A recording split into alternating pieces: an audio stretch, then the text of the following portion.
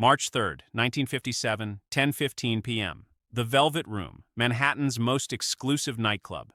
Bumpy Johnson stood outside the front entrance in his best suit, watching white couples walk right through those golden doors while the bouncer pointed him toward the alley. "Back door, boy," the bouncer said with a smile that made Bumpy's jaw tighten. "That's where your kind goes." Vincent Romano, the club owner, stood in the doorway. A thick Italian man with a cigar and a reputation for keeping his club clean. He looked at Bumpy like he was dirt on his expensive shoes. "I don't care who you are in Harlem," Romano said loud enough for the line to hear. "This is my club, my rules. You want in? You use the service entrance with the rest of the help."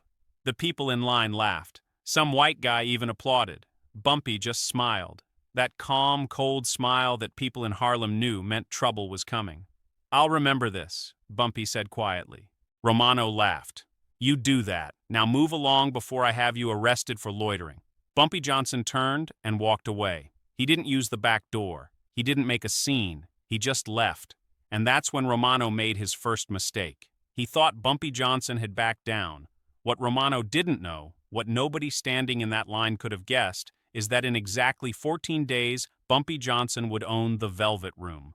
And Romano? He'd be out on the street, broken, humiliated, and owing Bumpy Johnson a debt he could never repay. This is the story of how Bumpy Johnson turned racism into a takeover, how he took the greatest insult of his life and turned it into the most legendary power move Harlem ever witnessed. Before we get into it, do me a favor real quick. Hit that subscribe button and drop a like on this video. Trust me, you're not going to want to miss how this plays out. Now, let's get into it. To understand what happened over those 2 weeks, you need to understand who Vincent Romano was in 1957 and why humiliating Bumpy Johnson in public was the worst decision of his life. The Velvet Room wasn't just any nightclub. It was the nightclub. If you were rich, white, and powerful in New York City, this is where you went to be seen. Politicians, movie stars, business executives, the drinks were expensive, the music was live, and the door policy was crystal clear: no blacks allowed inside the front door. Vincent Romano had built the Velvet Room in 1954 with money he'd borrowed from the Italian mob, Carlo Gambino's people to be specific. The deal was simple. Romano would run a clean, upscale establishment that brought in wealthy white customers. In exchange, the mob would launder money through the club and take a percentage of profits. By 1957, the Velvet Room was pulling in $30,000 a week. Romano was living large, big house in Long Island, multiple cars, expensive suits. He thought he was untouchable. He thought his mob connections made him bulletproof. But Romano had a problem he didn't even know about. He was terrible at business. The Velvet Room was successful, despite Romano, not because of him. He was overspending on everything, paying double for supplies because vendors knew he was stupid, hiring too many people, skimming money from the mob's cut to fund his lifestyle.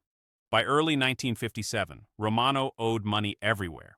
His suppliers were threatening to cut him off. The mob was asking questions about their missing percentages. Romano was drowning in debt and too proud to admit it. But here's what made Romano really dangerous. He wasn't just a bad businessman. He was a racist who loved having power over black people. The Velvet Room employed 30 black staff members, dishwashers, janitors, kitchen workers, musicians. Romano treated them like slaves. He underpaid them. He insulted them. He made them use the back entrance because he didn't want his white customers seeing them arrive. And Romano's favorite move? He would stand at the front door on busy nights and personally turn away any black person who tried to enter as a customer. He loved the power of it, loved watching people in expensive clothes, successful people, being forced to accept his rejection. That's who Vincent Romano was. A failing businessman with a racist heart and mob protection he thought would last forever. Now, Bumpy Johnson knew about the Velvet Room. Everyone in Harlem knew about it. But Bumpy had never tried to go there. Why would he? Harlem had better clubs, better music, better atmosphere. The Velvet Room was for white folks who were afraid of real culture. But on March 3rd, 1957, Bumpy had a meeting scheduled with a city councilman who insisted on meeting at the Velvet Room. The councilman was white, and he wanted neutral ground. Bumpy agreed because the meeting was important. It was about getting permits for a new community center in Harlem. So Bumpy showed up. In his best suit. with money in his pocket and respect in his name. And Romano humiliated him in front of a crowd, pointed him to the back door like he was nobody. Bumpy left without a word, but everyone who knew Bumpy Johnson knew what that meant.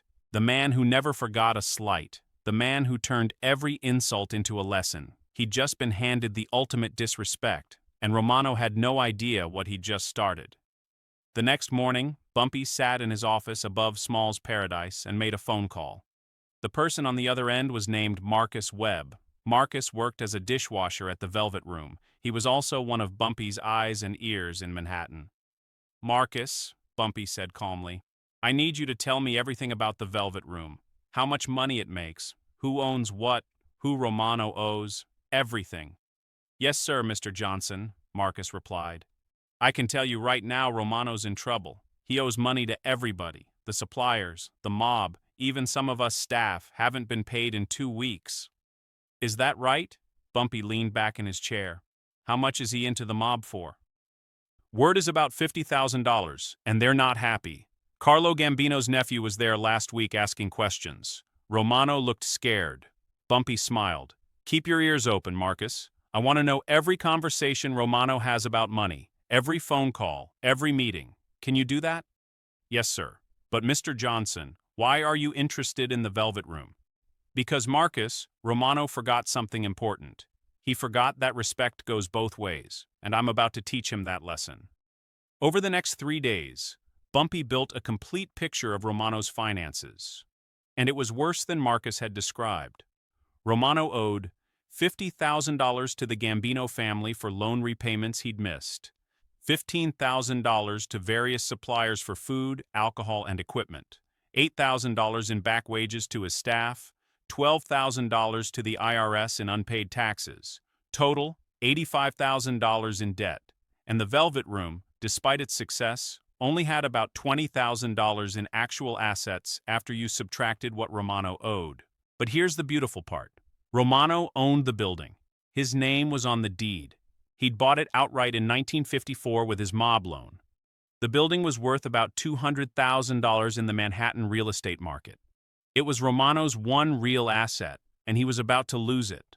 Bumpy made his move on March 6th, 3 days after the incident. He arranged a meeting with Carlo Gambino, not through official channels. Bumpy called in a favor from a mutual friend. Frank Costello, the mob boss who actually respected Bumpy, made the introduction.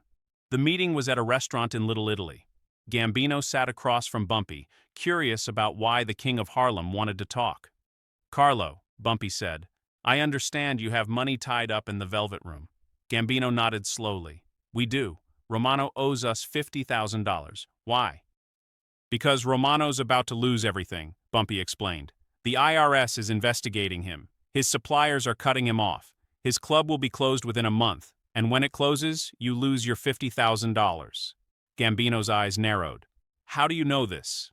"Because I make it my business to know things," Bumpy replied. "But I'm not here to discuss Romano's problems. I'm here to make you whole. Go on. I'll buy Romano's debt from you. All $50,000. I'll pay you $40,000 cash today.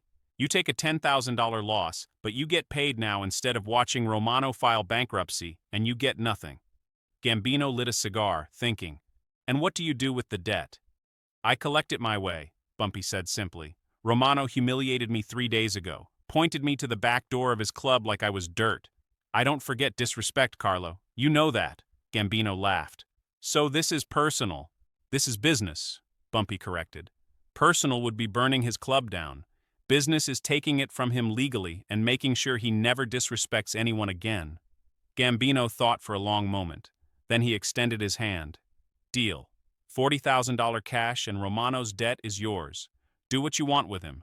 He's been more trouble than he's worth anyway." They shook hands. Bumpy now owned $50,000 of Romano's debt, but he wasn't done. Over the next week, Bumpy worked through his network to buy up the rest of Romano's debts. He paid the suppliers $12,000 cash for the $15,000 Romano owed them. They were happy to get paid and get out. He paid the staff's $8,000 in back wages directly to them, earning their loyalty. He even contacted the IRS and negotiated a payment plan on Romano's behalf for the $12,000 in taxes. By March 13th, 10 days after the incident, Bumpy Johnson owned or controlled $85,000 of Vincent Romano's debt. Romano had no idea this was happening. He was too busy trying to keep his club running and dodging phone calls from creditors. But Bumpy still needed one more piece, the building itself. And for that, he needed Romano to give it up willingly. That's when Bumpy made his most brilliant move. On March 14th, Romano got a letter. It came from a law office in Manhattan. Inside was a notice of debt collection. Every single debt Romano owed was listed. Suppliers, staff, the mob, the IRS, all of it. And every single debt was now owned by one person, Bumpy Johnson.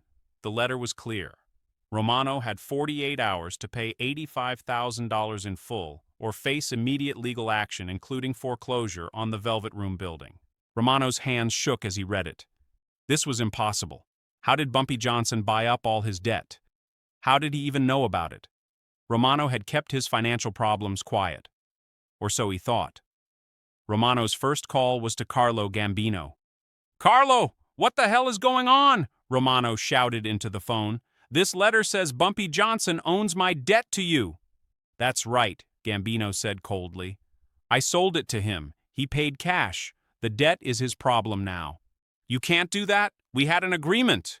"We had an agreement where you paid me on time," Gambino replied. "You stopped paying. You stopped being useful. Johnson offered me cash money. I took it. You're on your own, Vincent." The line went dead. Romano called his suppliers. Same story. They'd all sold his debt to Bumpy Johnson. Romano tried the IRS. They informed him that a payment plan had already been arranged, but if he didn't meet the terms, they'd seize his assets. Romano was trapped. Every single person he owed money to had either been paid by Bumpy Johnson or had sold the debt to him, and Romano didn't have $85,000. He barely had $5,000 in the bank. That night, Romano sat alone in his empty club after closing. The staff had all left. The lights were dim. He poured himself a whiskey and tried to figure a way out. There wasn't one. If he didn't pay, Bumpy could foreclose on the building. The club would be seized. Everything Romano had built would be gone. That's when the front door opened. Bumpy Johnson walked in, not through the back, not through the side. He walked right through the front golden doors like he owned the place. Behind him were three men, well-dressed, carrying briefcases, lawyers. Romano stood up, his face red with anger and fear. "You can't be in here. This is private property." Bumpy smiled that same calm smile from 11 days ago. "Actually, Vincent, in about 2 minutes, this is going to be my property, so I'd suggest you sit down and listen." One of the lawyers opened a briefcase and laid papers on Romano's own desk. Debt collection notices, payment demands, foreclosure proceedings, all legal, all ready to be filed in court the next morning. "You have two choices," Bumpy said, his voice quiet but filling the room. "Choice 1, I file these papers tomorrow. The courts seize this building. You lose everything, your club, your reputation, your home, because I also bought the lien on your house in Long Island. You'll be broke and homeless by the end of the month." Romano's face went pale. You bought the lien on my house?" "I told you I'd remember," Bumpy replied. "I keep my promises. Now choice 2, you sign over the Velvet Room to me, the building, the business, everything. I pay off your debts. You walk away with nothing, but at least you walk away." "This is extortion." "No, Vincent, this is business. You owed money. I bought that debt legally. Now I'm collecting. You can either give me the building peacefully, or I can take it through the courts and destroy you completely. Your choice." Romano looked at the papers, at the lawyers, at Bumpy's calm, certain face. He had no moves left, no one to call, no way out. "If I sign," Romano said quietly, "what happens to me?" "You leave New York," Bumpy said. "Tonight. I don't care where you go, but you're done here. You're done owning things. You're done treating people like dirt. You'll leave with nothing because that's what you deserve. But you'll leave alive and free. That's more mercy than you showed me when you pointed to that back door." Romano's hand trembled as he reached for a pen. He signed. Every paper. Transfer of ownership, deed to the building, business licenses, all of it. It took 20 minutes. When it was done, one of Bumpy's lawyers collected the papers. "It's official. The Velvet Room now belongs to Mr. Johnson." Bumpy looked at Romano. You have 1 hour to pack your office and leave. After that, my people take over. If I ever see you in New York again, I'll remember you owe me money you can never repay. Do you understand?" Romano nodded, tears in his eyes. The man who'd stood at those golden doors and humiliated Bumpy Johnson now stood in his own club, broken and powerless. "One more thing," Bumpy said as he turned to leave. "Every black person you ever turned away from that front door, every staff member you underpaid and insulted, they're all getting a personal apology from you in writing before you leave, and you're going to mean it. Because if you don't, I'll find you, Vincent. And next time, I won't be this nice." Romano collapsed into his chair as Bumpy and his lawyers walked out through the front door. March 15th, 1957. Less than 2 weeks after being told to use the back entrance, Bumpy Johnson owned the Velvet Room. Every legal document filed, every debt settled, every dollar accounted for. But the real power move? That was still 2 days away. March 17th, 1957, 8 p.m., the Velvet Room grand reopening. Bumpy spent 2 days transforming the club, not the building itself. That stayed the same. The golden doors, the chandelier, the expensive furniture, all of it stayed. But the policy? That changed completely. The advertisement went out to every newspaper in New York. The Velvet Room, under new management. Everyone welcome. That Saturday night, the line outside the Velvet Room stretched around the block. But it wasn't the usual crowd. Half the people waiting were black. Harlem's finest dressed in their best clothes. Businessmen, musicians, families, community leaders. The other half were the regular white customers who'd always come. Politicians, stars, executives. They looked confused at the mixed crowd, but the Velvet Room's reputation for quality kept them coming. At exactly 8 p.m., Bumpy Johnson walked through the front golden doors. Not through the back, through the front, wearing an immaculate gray suit and his trademark fedora. The crowd outside watched in silence as Bumpy stood in the doorway, the same spot where Romano had humiliated him 14 days earlier. A white couple approached, the same couple who'd laughed when Romano pointed Bumpy to the back door 2 weeks ago. They recognized Bumpy immediately. The woman grabbed her husband's arm nervously. Bumpy smiled at them. "Good evening. Welcome to the Velvet Room. Please, come in through the front door." The couple hesitated. You own this place now?" "I do," Bumpy replied. "And unlike the previous owner, everyone uses the same entrance here. Front door for everyone. No back entrances, no service entries, just people being treated like people." The couple walked in, visibly uncomfortable, but too curious to leave. Person after person entered. Black couples who'd never been allowed inside. White couples who'd been regulars. Everyone walked through the same golden doors. Everyone was greeted with the same respect. Inside, the band played. The drinks flowed. The tables were mixed. Black and white sitting together. Something Manhattan had rarely seen in a club this upscale. And it worked. The atmosphere was electric. The music was better because Bumpy had hired the best musicians from Harlem. The service was perfect because the staff, finally being paid fairly and treated with respect, actually cared about their work. At 9 p.m., Bumpy took the microphone on stage. The room went quiet. "Good evening, everyone. My name is Bumpy Johnson. Some of you know me from Harlem. Some of you are meeting me for the first time tonight. 2 weeks ago, I was told I wasn't welcome in this establishment. I was pointed to the back door and told, that's where my kind goes. Tonight, I own this establishment, and I want to make something very clear." The room was silent, everyone listening. The Velvet Room is now a place where everyone is welcome. Black, white, rich, poor. If you can afford the cover charge and you treat people with respect, you can walk through that front door. There are no back entrances here anymore. There's no your kind and my kind. There's just people. Good people who deserve good service and good entertainment. He paused, letting that sink in. The previous owner forgot something important. He forgot that respect isn't about the color of someone's skin or the size of their wallet.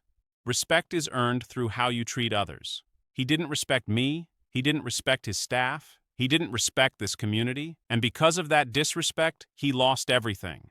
Bumpy looked around the room, making eye contact with people throughout the crowd. "So, here's my promise to all of you. The Velvet Room will be the finest nightclub in New York City. Not because we keep people out, but because we let everyone in. Quality doesn't come from exclusion, it comes from excellence. And we're going to be excellent. The room erupted in applause.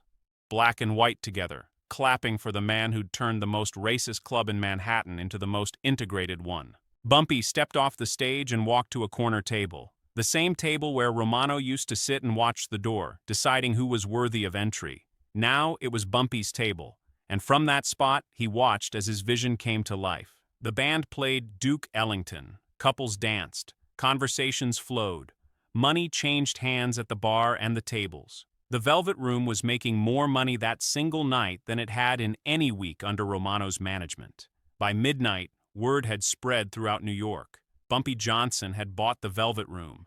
The club that wouldn't let black people through the front door now belonged to Harlem's king. And he'd done it all legally, all peacefully, all through business. That night, the Velvet Room grossed $8,000. The most successful opening in the club's history, and it was just the beginning. The story of what Bumpy Johnson did to Vincent Romano spread like wildfire through New York's underworld and business community. Within a week, 5 other Manhattan nightclubs quietly changed their door policies. They stopped turning black customers away. They integrated their crowds. Why? Because they'd seen what happened when you disrespected Bumpy Johnson.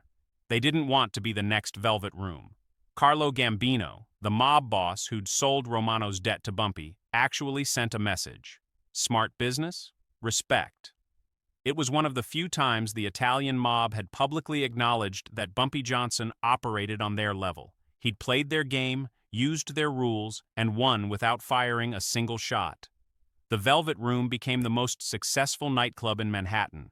Bumpy ran it for 3 years before selling it in 1960 for $350,000. He'd bought it for essentially $85,000 in debt payments. He made a $265,000 profit, while also making a statement that changed New York nightlife forever. But the real impact was in Harlem. Young black entrepreneurs saw what Bumpy had done. He'd turned racism into opportunity, turned an insult into ownership. He'd proven that the best revenge wasn't violence, it was success. You don't burn down the building that won't let you in, you buy the building and change the rules. The Velvet Room stayed integrated long after Bumpy sold it. The new owners kept his policy because it was profitable. Turns out, when you treat everyone with respect and provide quality service, people come. Money is green, regardless of who's spending it. As for Vincent Romano, he left New York that night, just like Bumpy told him to. He ended up in Miami, working as a night manager at a small motel. He was never wealthy again, never owned anything again. He lived the rest of his life knowing that the greatest thing he'd ever built was taken from him because he couldn't treat people with basic human dignity. The bouncer who'd pointed Bumpy to the back door? He came to Bumpy personally the day after the takeover and apologized. Bumpy forgave him but didn't hire him back. You had a choice, Bumpy told him. You could have treated me like a human being regardless of what your boss said. You didn't. That was your choice, and choices have consequences. The staff that Romano had mistreated? They all got raises, better wages, respect. Many of them stayed with the Velvet Room for years. Some went on to open their own businesses, using the Velvet Room as their training ground. And the white customers who'd laughed when Romano humiliated Bumpy? They came back. They sat at integrated tables. They drank alongside black customers. They listened to black musicians. Not because they'd suddenly become enlightened, but because the Velvet Room was the best club in town, and they wanted to be part of it. Bumpy had proven something powerful. You don't fight racism by becoming like your oppressor. You fight it by being better, by being smarter, by taking their weapons and using them against them. Romano used money and power to degrade people. Bumpy used money and power to elevate them. The story became legend in Harlem. For decades, people told it to their kids.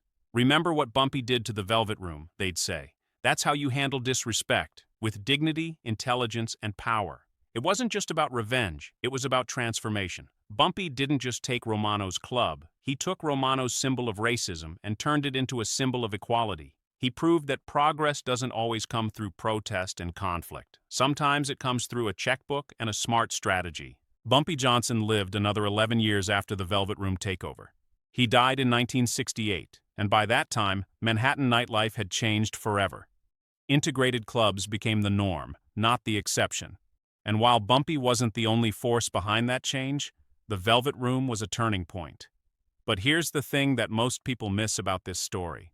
Bumpy Johnson could have handled Romano's disrespect a dozen different ways. He could have had his men trash the club. He could have threatened Romano. He could have hurt him physically. Any of those options were available to Bumpy. He had the power and the connections to do it. But he didn't. Instead, he did something far more devastating. He took everything from Romano legally. He used the system, he played by the rules, and he won so completely that Romano couldn't even complain. There was no crime committed, no violence, no law broken, just pure business. That's what real power looks like. It's not about how much damage you can cause. It's about how completely you can win without lowering yourself to your enemy's level. Romano thought power was standing at a door and telling people they weren't good enough. Bumpy showed him that real power is taking the door, the building, and everything else, and then opening it wider than it's ever been opened before. Vincent Romano wanted to keep black people out. Bumpy Johnson didn't just get himself in. He bought the whole place and made sure nobody would ever be turned away again. He turned one man's racism into opportunity for an entire community. That's strategy. That's chess while everyone else is playing checkers. That's Bumpy Johnson. Look, if this story showed you something about how real power works, I need you to do something for me right now. Smash that like button. Hit subscribe if you haven't already. We're dropping these Bumpy Johnson stories every single day, and trust me, each one shows you a different side of how this man operated. Drop a comment and tell me, what would you have done if you were Bumpy? Would you have taken the legal route or handled it differently? I want to know what you think. And turn on those notifications because next week, we're telling the story of how Bumpy Johnson sat down with Lucky Luciano and negotiated the greatest deal in Harlem history. A meeting where Bumpy was outnumbered 10-1, and he still walked out with everything he wanted. You're not going to want to miss that. Remember something. In life, people are going to disrespect you. They're going to point you to the back door. They're going to tell you that you don't belong. You have a choice in that moment. You can react with anger and violence and prove them right about you. Or you can do what Bumpy did. You can smile, you can plan, and you can take everything they have while staying within the rules. Respect isn't given, it's earned, and it's taken. Bumpy Johnson earned his through intelligence. He took it through strategy, and he kept it by being a man of his word. The next time someone tries to make you use the back door, remember this story. Remember the Velvet Room. And remember that the best revenge is taking the front door and making it yours. That's how Bumpy Johnson did it. That's how legends are made.